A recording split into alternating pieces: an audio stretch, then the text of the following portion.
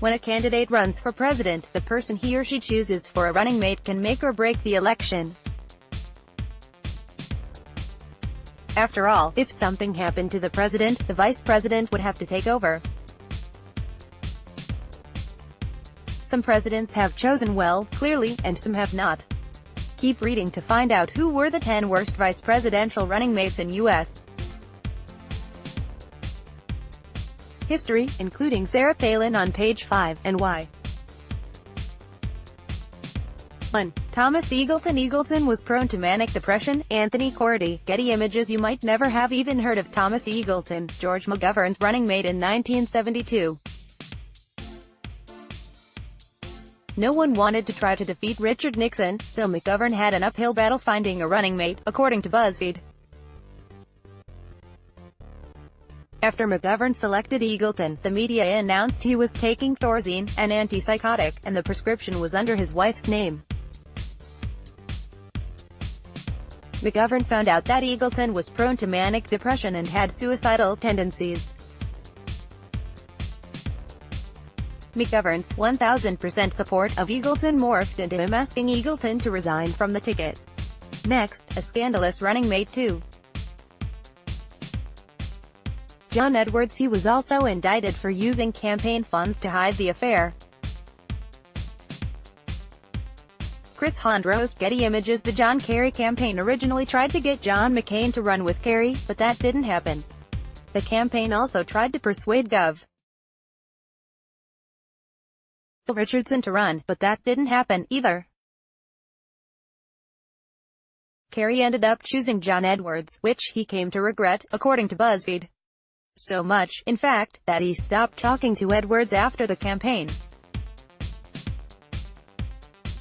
Turns out Edwards had an affair with former campaign worker Rielha Hunter, while his wife was fighting breast cancer. It came out that Edwards had a child with Hunter, and his wife, Elizabeth, left him, but died in December 2010 before she could file for divorce.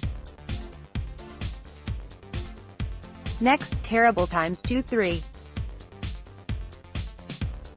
John C. Calhoun. He swapped sides to be vice president the second time. National Portrait Gallery, Wikimedia Commons. John C.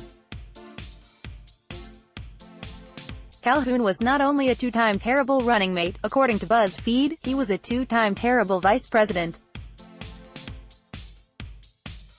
Calhoun, when he served under John Quincy Adams, started opposing the president's interests soon after he took office. When Adams' term was coming to a close, Calhoun joined his opponent's ticket, Andrew Jackson, and Jackson was elected. Shortly after that, Calhoun's relationship with Jackson went south because of a tariff policy disagreement.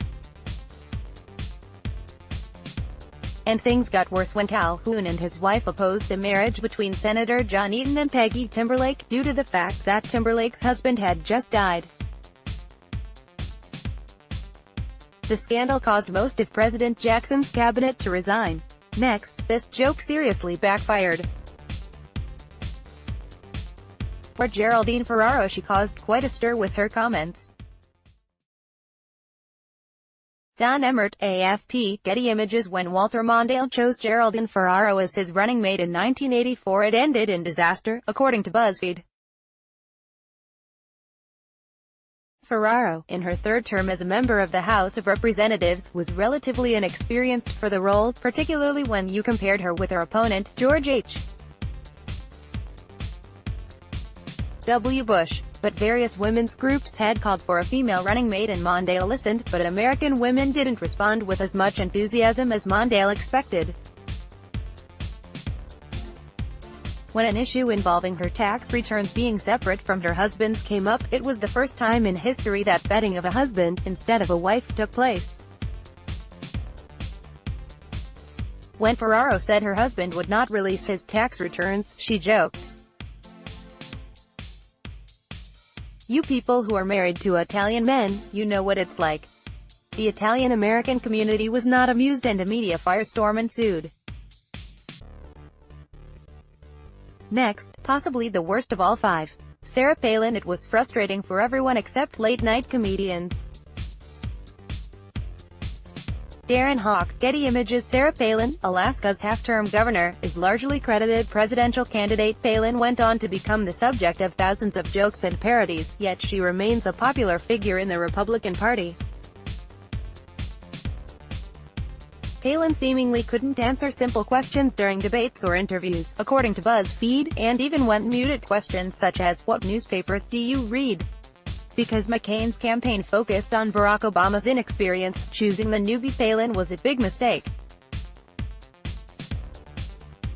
The McCain staff was frustrated with Palin, and had to make sure she didn't run into any unscripted encounters with the press, and the staff still blames her for McCain's loss. Next, the very first legit running mate 6. Aaron Burr Jefferson ended up dropping him from the ticket. Wikimedia Commons. Thomas Jefferson chose Aaron Burr as his running mate for the first American election in which the president and vice president were linked on a ticket, according to BuzzFeed. Previously, the 3 elections that had taken place ended with the top 2 candidates being named president and vice president, respectively. This was an issue with Burr and Jefferson, however, because they actually tied for the office of president. Jefferson had to drop Burr from the ticket, so Burr ran for governor of New York, which caused issues with Alexander Hamilton, who was definitely not a fan. Burr challenged Hamilton to a duel and fatally wounded him, but he was not convicted of the crime. Next, an invisible running mate 7. Bill Miller. Bill Miller, L, was apparently pretty forgettable. AFP, Getty Images. Bill Miller prosecuted Nazis during the Nuremberg trials, was a former New York State Attorney General, a U.S. Congressman, and head of the Republican National Committee when Barry Goldwater chose him for his 1964 running mate. Although Miller didn't actually hurt Goldwater, according to BuzzFeed, he basically didn't add anything to the ticket and people mostly ignored him throughout the campaign. Miller ended up appearing in an American Express "Do You Know Who I Am?" ad after the campaign. Next, a complete doofus 8. Dan Quayle, L, somehow still made it to the White House. Robert Giroux, AFP, Getty Images. When Dan Quayle erroneously corrected a child's spelling of potato in a school spelling bee to potato, he embarrassed himself beyond belief in 1992 election season. George H.W. Bush's running mate in the 1988 election, Quayle seriously significantly hurt his viability as a vice president with that one remark. Republicans also had concerns about Quayle's military service and lack of experience, according to BuzzFeed. Despite Quayle, Bush was elected, and Quayle continued to make really dumb statements such as, "I have made good judgments in the future." In addition, he misstated the United Negro College Fund's mission statement and suggested there were canals on Mars. Next, this pair didn't get a single state in the election. 9. James Stockdale. His joke didn't go over how he thought it would. David Bake, AFP, Getty Images. Remember Ross Perot? He chose James Stockdale as his running mate, but suspended his campaign at one point, which led to Stockdale having only a week to prepare for the vice presidential debate. When moderator Hal Bruno asked Stockdale for an opening statement, he responded, "Who am I? Why am I here?" And that self-deprecating joke became infamous, according to BuzzFeed. Later in the debate, Stockdale had to ask Bruno to repeat a question because he had turned off his hearing aid. The duo failed to carry even one state in the 1992 election. Next, racist running mate 10. Spiro Agnew. Nixon used Agnew as a sort of human shield. Hulton Archive, Getty Images. Spiro Agnew was selected to be Richard Nixon chose Spiro Agnew as his running mate because he was from Maryland, which enabled him identify with Southerners without scaring away Northerners.